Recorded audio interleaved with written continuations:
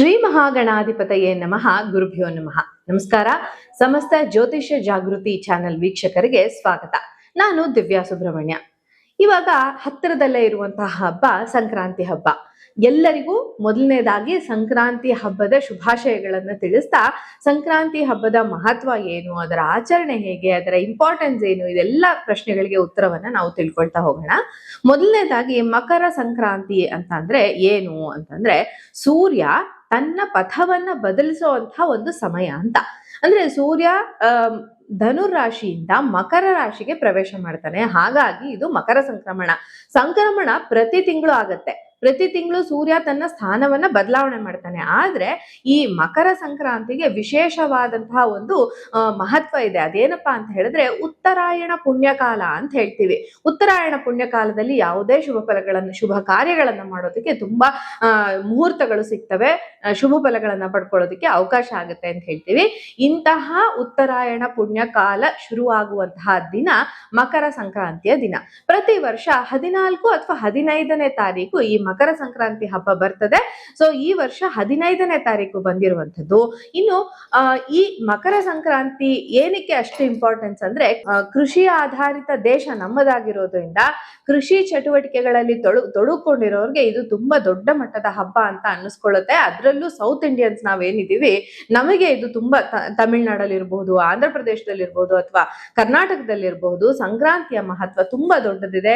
ಅದು ಒಂದು ಕೃಷಿಗೆ ಸಂಬಂಧಿಸಿದಂತಹ, ಕೃಷಿ ಬೆಳವಣಿಗೆಯನ್ನು ತೋರಿಸುವಂತಹ ಒಂದು ಹಬ್ಬ ಅಂತ ನಾವು ಹೇಳ್ಬಹುದು. ಇನ್ನು ಈ ಮಕರ ಸಂಕ್ರಾಂತಿಯನ್ನ ಎಷ್ಟು ದಿನ ಆಚರಣೆ ಮಾಡ್ತೀವಿ ಕರ್ನಾಟಕದಲ್ಲಿ ಅಂತ ಹೇಳಿದ್ರೆ, 3 ದಿನಗಳು ಆಚರಣೆ ಮಾಡ್ತೀವಿ. ಮೊದಲನೇ ದಿನ ಭೋಗಿ ಹಬ್ಬ ಅಂತ ಹೇಳಿ, 2ನೇ ದಿನ ಮಕರ ಸಂಕ್ರಾಂತಿ, 3ನೇ ದಿನ ಕನುಮ ಅಂತ ಹೇಳಿ 3 ದಿನ ಈ ಹಬ್ಬವನ್ನ ಆಚರಣೆ ಮಾಡ್ತೇವೆ. ಮೊದಲನೇ ಹಬ್ಬ ಭೋಗಿ ಹಬ್ಬವನ್ನ ಹೇಗೆ ಆಚರಣೆ ಮಾಡ್ತೀವಿ, ಅದರ ಅರ್ಥ ಏನು ಅಂತ ಹೇಳಿದ್ರೆ, ಭೋಗಿ ಹಬ್ಬದ ದಿನ ಹಳೆಯ ವಸ್ತುಗಳನ್ನ ಸುಡುವಂತಹ ಒಂದು, ಸುಟ್ಟು ಹಾಕುವಂತಹ ಒಂದು ವಾಡಿಕೆ ನಮ್ಮಲ್ಲಿ ಇರುತ್ತೆ.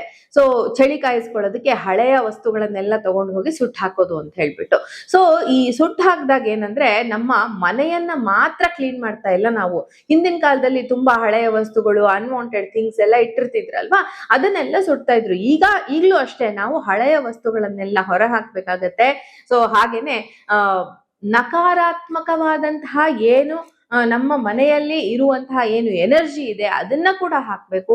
ನಮ್ಮ ಮನಸ್ಸಲ್ಲಿರುವಂತಹ ಒಂದು ನಕಾರಾತ್ಮಕ ಒಂದು ಚಿಂತನೆಗಳೇನಿದೆ ಅದನ್ನು ಕೂಡ ಹೊರ ಹಾಕುವಂತಹ ಇಂಪಾರ್ಟೆನ್ಸ್ ನ ತೋರಿಸುವಂತಹ ಹಬ್ಬ ಈ ಭೋಗಿ ಹಬ್ಬ ಅಂತ ಹೇಳ್ಬೋದು.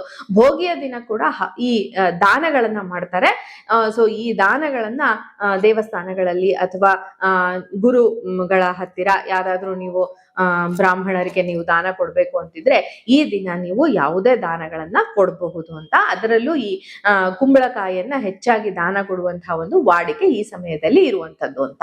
ಈ ಭೋಗಿಯ ಬೆಂಕಿ ಏನಿದೆ, ಈ ಬೆಂಕಿಯಲ್ಲಿ ನಮ್ಮ ಅಸಮಾಧಾನಗಳೇನಿದೆ, ನಕಾರಾತ್ಮಕವಾದ ಚಿಂತನೆಗಳೇನಿವೆ, ಅಥವಾ ನಮ್ಮ ಮನೆಯಲ್ಲಿರುವಂತಹ ಬೇಡವಾದ ವಸ್ತುಗಳ ಜೊತೆ ನಮ್ಮ ನಕಾರಾತ್ಮಕವಾದಂತಹ ಚಿಂತೆಗಳನ್ನ ಕೂಡ ಸುಟ್ಟು ಹಾಕುವಂತಹ ಕೆಲಸವನ್ನ ನಾವು ಈ ಸಮಯದಲ್ಲಿ ಮಾಡ್ಬೇಕು ಅನ್ನೋದು ಈ ಭೋಗಿ ಹಬ್ಬದ ಒಂದು ವಿಶೇಷತೆ ಅಂತ ಹೇಳ್ಬೋದು. ಇನ್ನು 2ನೆಯ ದಿನ ಮಕರ ಸಂಕ್ರಾಂತಿ. ಮಕರ ಸಂಕ್ರಾಂತಿಯ ದಿನ ನಾವು ಯಾವೆಲ್ಲ ಕೆಲಸಗಳನ್ನ ಮಾಡ್ಬೇಕು ಅಂತ ಹೇಳಿದ್ರೆ, ಸೂರ್ಯನ ಆರಾಧನೆ. ಯಾಕೆ ಅಂದ್ರೆ ಇಲ್ಲಿ ಸೂರ್ಯನೇ ದೇವರು. ನಮ್ಮ ಪ್ರಕೃತಿಯನ್ನ ಆರಾಧಿಸುವಂತಹ ಒಂದು ಪದ್ಧತಿ ಏನಿದೆ ನಮ್ಮಲ್ಲಿ, ಇದು ಸನಾತನ ಕಾಲದಿಂದ ಬಂದಿದ್ದು. ಸೂರ್ಯನ ಆರಾಧನೆಯನ್ನ ನಾವಿಲ್ಲಿ ಮಾಡ್ಬೇಕಾಗತ್ತೆ. ಸೂರ್ಯ ದೇವರಿಗೆ ನಾವು ಮಾಡಿರುವಂತಹ ಅಡಿಗೆಯನ್ನ ಸಮರ್ಪಣೆ ಮಾಡುವುದು. ಅದು ಎಲ್ಲದಕ್ಕಿಂತ ಮುಖ್ಯವಾಗಿ ಹೊಸದಾಗಿ ಬೆಳೆದಂತಹ ಧಾನ್ಯಗಳು, ಹೊಸದಾಗಿ ತೆಗೆದಂತಹ ಬೆಲ್ಲ, ಇದರಿಂದ ತಯಾರಿಸಿದಂತಹ ಸಿಹಿ ಪದಾರ್ಥಗಳನ್ನ ಆ ಸೂರ್ಯನಾರಾಯಣನಿಗೆ ಅರ್ಪಣೆಯನ್ನ ಮಾಡಿ. ಅಂದ್ರೆ ನಾವು ಇಲ್ಲಿ ಹೆಚ್ಚು ನೋಡುವಂಥದ್ದು ಬಿಸಿಲಿನಲ್ಲಿ ಇರುವಂಥದ್ದು ಅಂತ, ಮುಗ್ಗುಲು ಅಂತ ಹೇಳ್ತೀವಿ. ಅಂದ್ರೆ ಸಂಕ್ರಾಂತಿ ಮುಗ್ಗುಲು ಅಂತ ಹೇಳ್ತಾರೆ. ಅದು ರಂಗೋಲಿಯನ್ನ ಹೇಳುವಂಥದ್ದು, ರಂಗೋಲಿಯನ್ನ ಇಡುವಂಥದ್ದು, ಹಾಗೇನೆ ಧಾನ್ಯಗಳ ಪೂಜೆಯನ್ನ ಮಾಡುವಂಥದ್ದು, ಹಸುಗಳಿಗೆ ಅಲಂಕಾರವನ್ನ ಮಾಡುವಂಥದ್ದು, ಹಾಗೆ ದಾನ ಧರ್ಮದ ಕಾರ್ಯಗಳನ್ನ ಮಾಡುವಂಥದ್ದು ಈ ಸಂಕ್ರಾಂತಿಯ ಸಮಯದಲ್ಲಿ ತುಂಬಾ ಮುಖ್ಯವಾದಂತ ವಿಚಾರ.